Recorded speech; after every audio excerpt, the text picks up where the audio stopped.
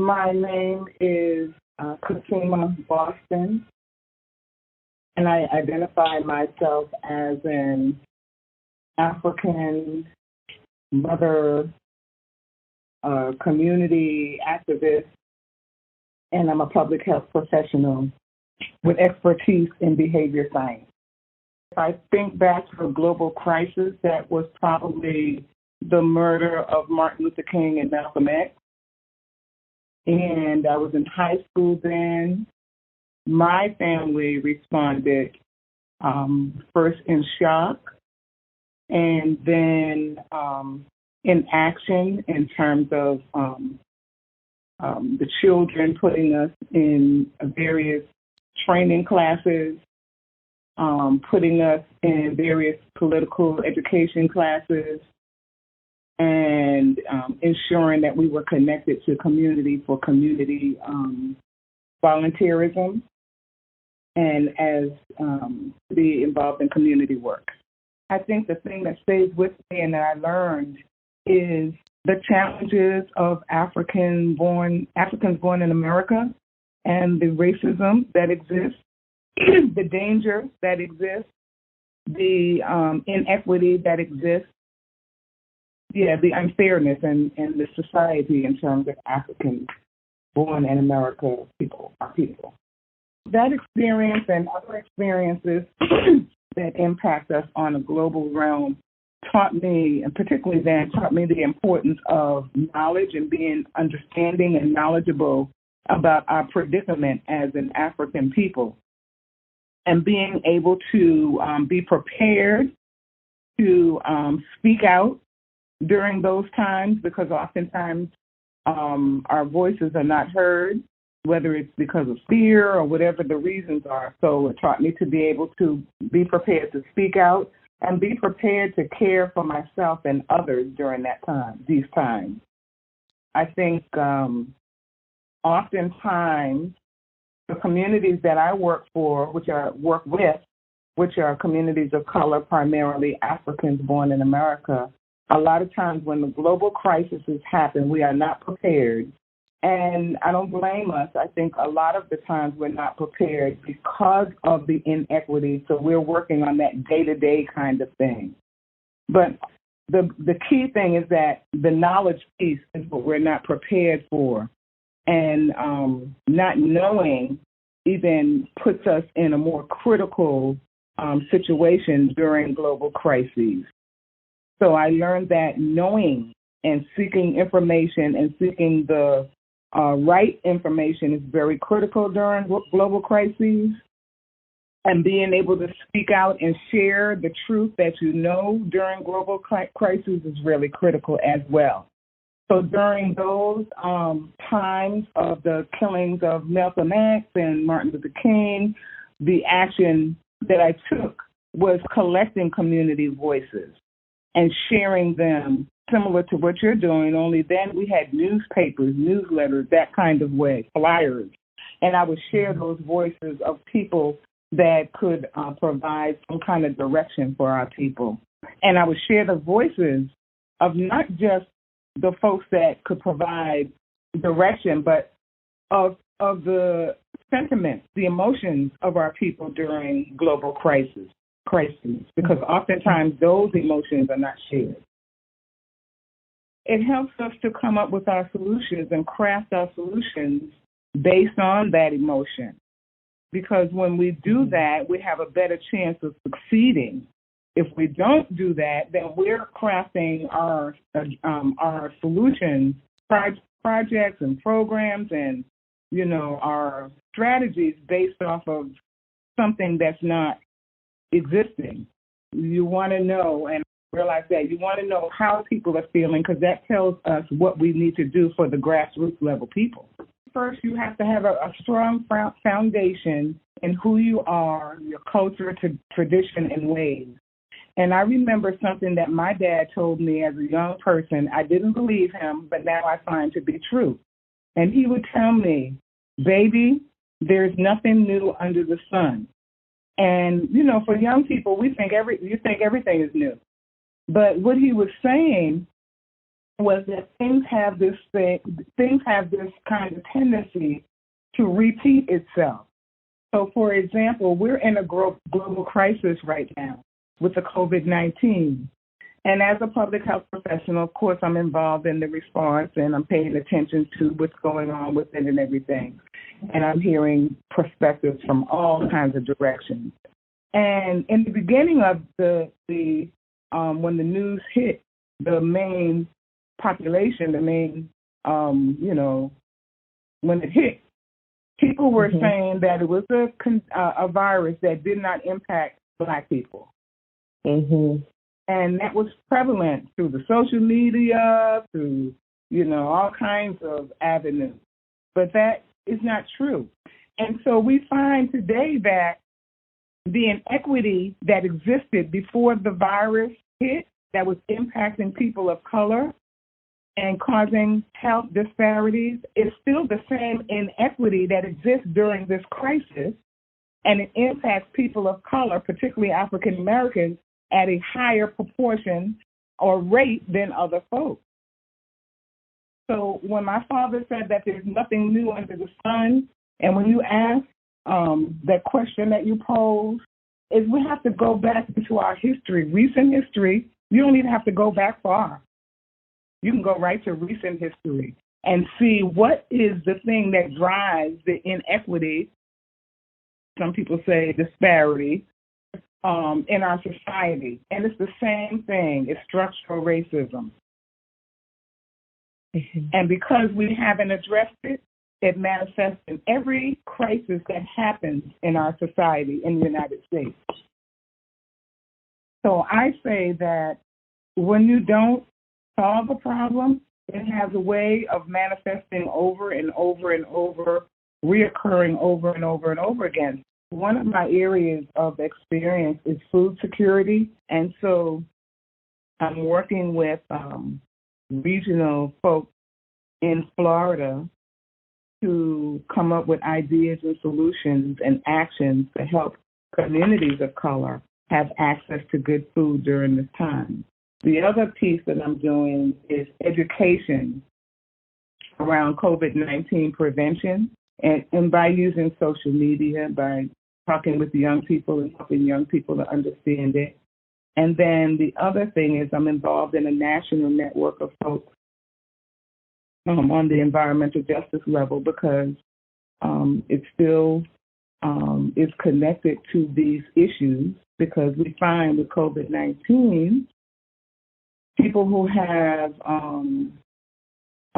chronic conditions like asthma or respiratory conditions or diabetes, they're more susceptible to the virus. And those are people that oftentimes that have multiple exposures to environmental hazards. So it makes our work even more critical. So I've been involved in policy on a policy level, talking with folks in Washington and telling them, and this is with this network, telling them what we need on the grassroots level, and the community level, or the frontline level, what is we need. So when they develop these stimulus packets, at least they have our voices. They may not respond, but at least we have put out what our needs are, and we're clear on what our needs are, so we can take other avenues to address them. So those are some of the things. For myself, I'm not a medicine kind of person. So I'm really being careful with my food, what I'm eating, exercising at home. I walk in the morning.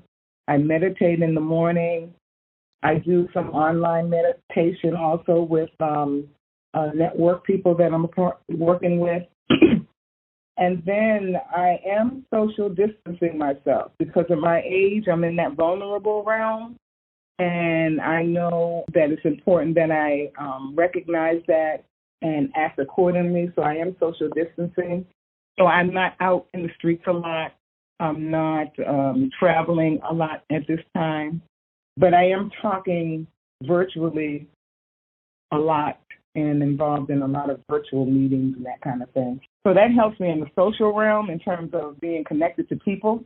And then spiritually, the meditation, the yoga, I do every morning, the Tai Chi, I do in the afternoon, and, the exercise level. And then, like I said, socially, I'm connected to folks throughout the globe on a daily basis through the Zoom platform.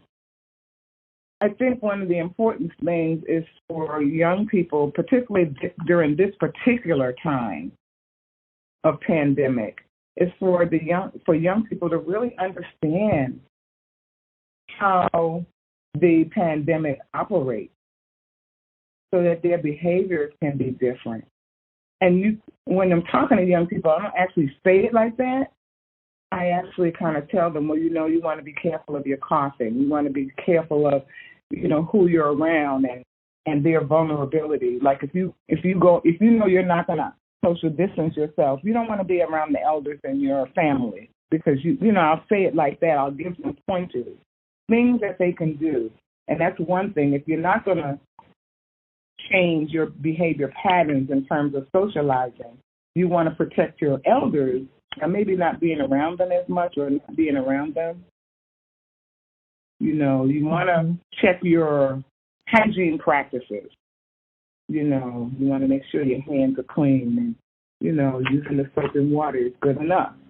And then you want to find ways that you can help. This is another thing I'm telling young people that I know, is that you want to find ways that you can use this time to be productive and be your best self and go to your next level of life. And then you want to share these messages with other young people. These crises will always happen. If you're younger, this could be a first crisis like this. If you're older, you've been through them before, or the history of the depression and what happened with our people then. But they will always happen. And for me personally, and even professionally, we should always think about being prepared. And when I say being prepared, I don't mean just having things. That's a part of it. But mentally being prepared. Because what I'm seeing, the kind of mass panic that I'm seeing, lets me know that people are not prepared mentally. And I think that's probably the first preparation you want to make. And the only way you can do that is to have your contingency. If this happens, what do I do? If that happens, what do I do? Having your plan. And some young people told me years ago, if you don't have a plan, if you fail to plan, you plan to fail. And that sticks with me from when they said it. So, yeah, but the main thing I'm saying is that these things will reoccur. And until our people of color, African people specifically, born in America, until some of these conditions change, and they haven't changed. Integration didn't do it for us, and, all these jobs where people are making so much money, it didn't do it for us. And when I say didn't do it for us, I mean it didn't change our condition, because we still live in a society that has blatant racism that exists in its structure, and it hasn't changed. It hasn't been taken away or gotten rid of. And that kind of structural racism and all the different levels of racism that exist in this society keeps us in this frantic phase of panic when crises happen, of doing crazy things when crises happen, not believing that the crisis is happening, thinking that we can ride above it and we don't have to change during all these things. A lot of times when you speak the truth, people are not ready for it. And what I'm saying is, when in Florida, when the team was first pulled together to address COVID-19 in the state of Florida, some of the greatest public health people in the state, when we talked about health disparity, and these people are people that know about health disparity, they know about health equity, they didn't want to address it. They didn't think that was important, but it was the truth, because they weren't sharing that information on the state level, never mind on the national level. Now the cat is out the bag. So it seems like it's always better to speak the truth, because you could get a jump start on things. So if we had addressed this earlier, by now, we would have been collecting and sharing the data on health disparities. There has to be culturally responsive approaches to these situations. Here in the United States, we have not figured that out yet. And it's going to be kind of challenging because we live in a society that's so mixed. I've been talking to people in Senegal and in Gambia, and their responses right now is social distancing. Those African societies are very social. They're together all the time. Mm-hmm. And just to go to get your food, you're together. So I couldn't even see how going to the market, you would be going to the market 6 feet apart. I don't know how they would be able to do that. Mm-hmm. So I haven't heard of, and I know there has to be a culturally responsive approach to protecting yourself during COVID-19.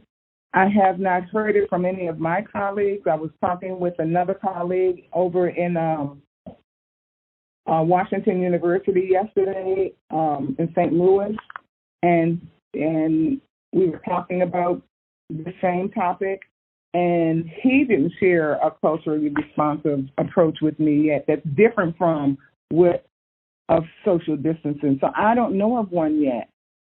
Mm-hmm. But I know for this disparity that's happening here in the United States, we're going to have to figure it out. Mm-hmm. Because and fast. Yes, and fast, because the social distances is working for white people, but it's not working for African American people. Mm-hmm. It's not working. And even Fauci, he's the top infectious disease person in the country. He's dismal, and he can't figure it out, which I'm not surprised he wouldn't be able to figure it out. But he's recognizing the imperative of the situation, because what they're saying for society here to do is just not working for Africans born in America. So we're going to have to figure that out. And there has to be some kind of thing. And that's the thing. People have to be willing to talk about it and put the money behind it. Mm-hmm. Yeah, I'm writing a research. I'm working on a couple of research projects around college students and COVID-19, because people are not talking about that population. And I'm working on another one project for around COVID-19 and frontline communities and cultural and linguistic competency. Because another thing is the linguistic competency. Our people are not understanding the language because we don't speak that same language. Yeah. So, and then what about rural populations? They're not, rural people are similar to African people. They're not trying to be away from each other. They're trying to be close up. It's an emergency, so they don't want to separate themselves. Yeah, so he raises an important point, and we're going to have to come up with some type of culturally responsive approach really fast. Well, thank you again for having this conversation. I know that, I feel like we could just go on and on because there's so many layers to what's happening. And so, I'll say to be continued. Because I'm sure that we'll, whether it's through this platform or otherwise, I know that, we'll continue this conversation. So thank you for your time and your energy, your wisdom, and your expertise. You're welcome, and good luck with your project. Thank you. Thank you.